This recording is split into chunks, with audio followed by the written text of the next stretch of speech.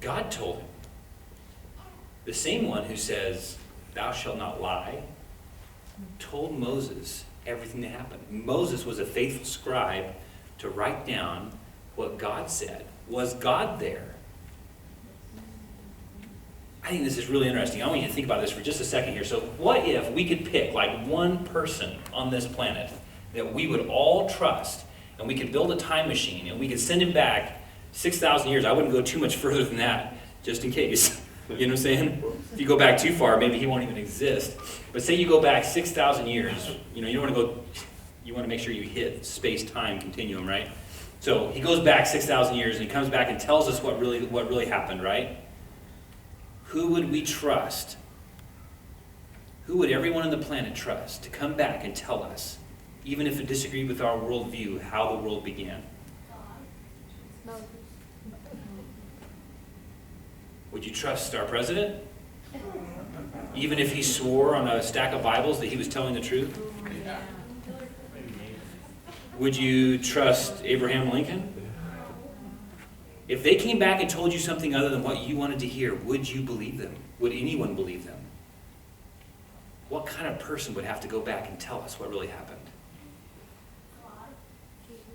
You would need someone who was perfect, right? Someone who is unchanging, someone who cannot lie. Not just that he won't lie, but he cannot lie. He will not lie, or he will cease to be who he is. Faithful, always truthful. He's the one who gives us an eyewitness account. This is not just any kind of account. It is an eyewitness account. He was there. He did it. He's the one who did it. He alone can tell us what happened. And anything that he says happened, I bet you can press it in science, you can test it, you can try it, and it will always come out true. Because that's who he is. Don't ever let anyone tell you otherwise. Don't let them fool you into thinking that they have somehow disproved the Bible. They haven't. Look at their proofs. Their proofs aren't even there. They're making up stuff. Exodus 20:11. That was the other verse where I read before about the days of the week.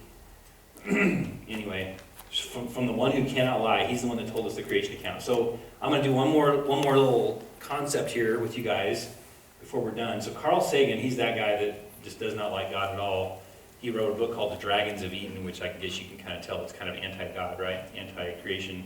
Evolution, he says, is a fact.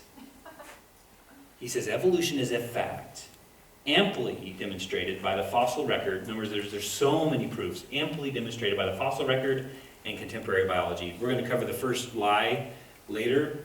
The second lie, contemporary biology, I want to kind of cover that real quick right now. Contemporary biology. I think it's really funny that he even uses that word, contemporary biology, to prove his point. Evolution assumes that all life came from non-life, which is considered to be impossible from a scientific point of view. Big Bang is not possible, right?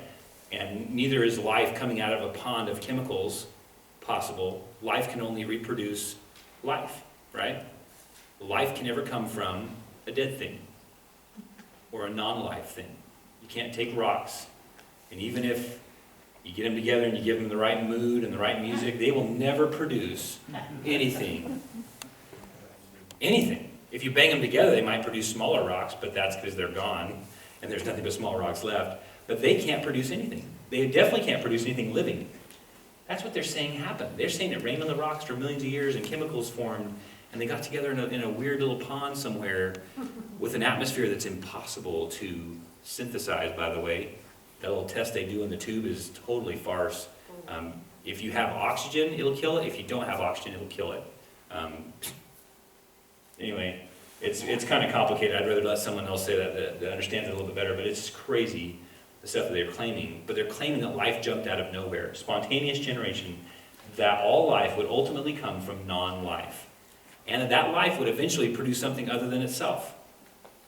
Both of those are absolutely impossible according to science.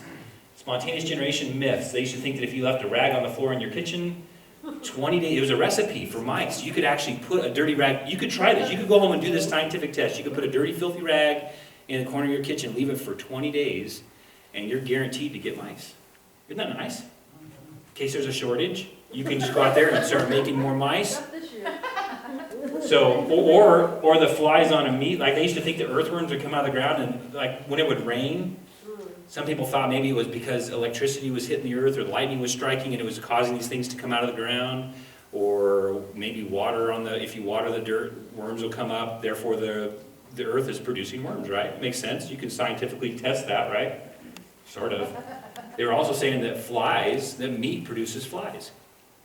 Because if you left a chunk of meat out on your table and you left it overnight or maybe a couple nights later, you'd have flies on it, right? Gross. But you'd have flies on it. So therefore, dead meat, a dead cow can produce flies. It's science, people. You can test this yourself if you don't believe me. Well, Francisco Redi came and he did this fly meat test. You probably heard about this in school when you were a little kid. This is actually to debunk spontaneous generation. He felt like this is one of the biggest lies out there, is that life can come out of non-life. There has to be an ultimate source to life, he said. So he did this test here, and he put meat in jars. One of them was open to the flies. Flies came in, laid their eggs. Maggots turned into flies. Meat produced. That's the science they were doing. The second one, he corked it. No flies could get in. No maggots formed. No nothing. Put a rag over the top where they could smell the meat, but they couldn't get to it. And they laid their eggs on top. So he proved that meat doesn't produce flies. Dead things don't produce living things. This was his test. And you can go home and do this experiment too. And this is more like real science right here. And he makes a statement. He says, I shall express my belief that the earth, after having brought forth, this is by the way, I think this is like 1600s. I shall express my belief that the earth, after having brought forth the first plants and animals at the beginning by order of the supreme and omnipotent creator. This guy's a creationist, all right. Has never produced any kinds of plants or animals, either perfect or imperfect, and everything which we know in past or present times that she has produced came solely from the seeds of the plants and animals themselves, which thus, through means of their own, preserve their species. Things can only give birth to things like themselves. But all life comes from a parent life form. That's what he's saying. However, the theory of spontaneous generation didn't go away because they could still see life seemingly come out of nowhere in a broth solution. Germs and microbiological world hadn't been discovered yet, even though Redi was kind of like a precursor to microbiology. Darwin comes along, writes this amazing book that's just a bunch of lies about the origin of species.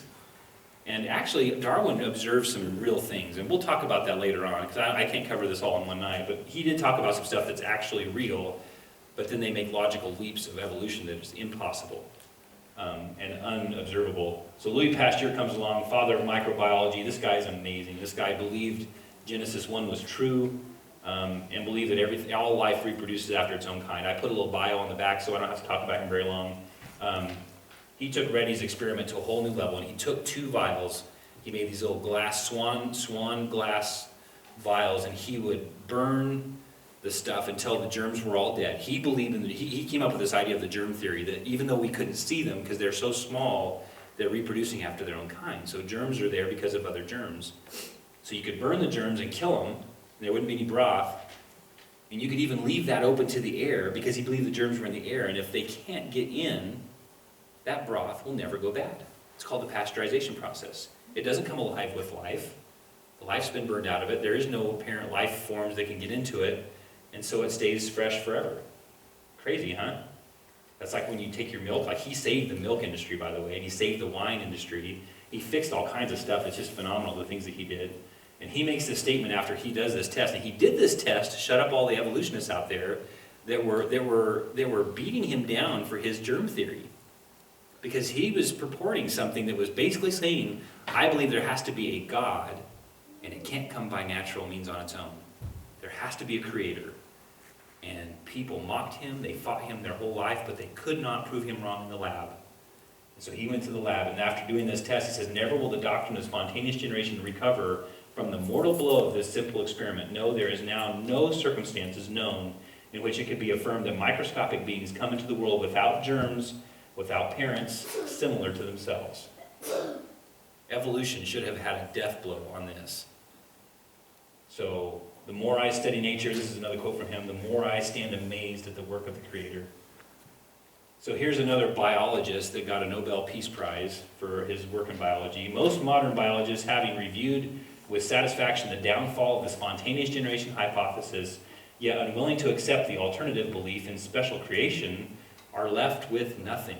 Like if you don't understand, this is a struggle for him. He says, I think scientist has no choice but to approach the origin of life with a hypothesis of creation, right? A divine creator.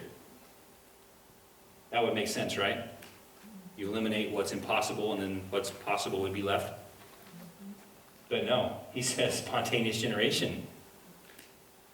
One has only to contemplate the magnitude of this task to concede, to agree that spontaneous generation of living organisms is impossible, scientifically impossible. Yet, here we all are as a result of spontaneous generation. He's saying, I believe in spontaneous generation.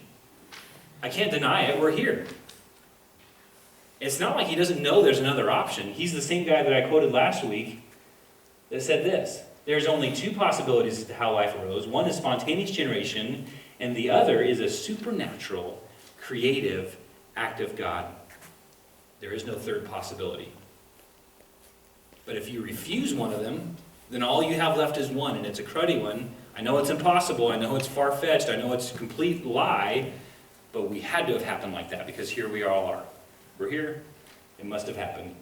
Romans 1, professing themselves to be wise, they become fools, because they've changed the glory of God. So Dawkins, that other guy that I was telling you about before, he makes this really crazy quote: faith is the great cop-out. This is true. The quote is true. His application of it's wrong, but the quote is true. Faith is the great cop-out, the great excuse to evade the need to think and evaluate evidence. Faith is belief in spite of, even because of, the lack of evidence. Who is the one with the strongest faith? A creationist? Or someone who believes that we all just popped out of nowhere, that nothing was there, nothing happened to it, and then nothing exploded into everything. And later on, wherever the stuff came from, all of a sudden there was like raining on the rocks. Where they came from, I don't know. Where the rain came from, I don't know. But it's raining on the rocks for millions of years, and if chemicals formed in this little pool with an atmosphere that's impossible, and poof, life happened. And just kept evolving, kept breaking the laws of science, and kept evolving and kept growing and kept getting better and better.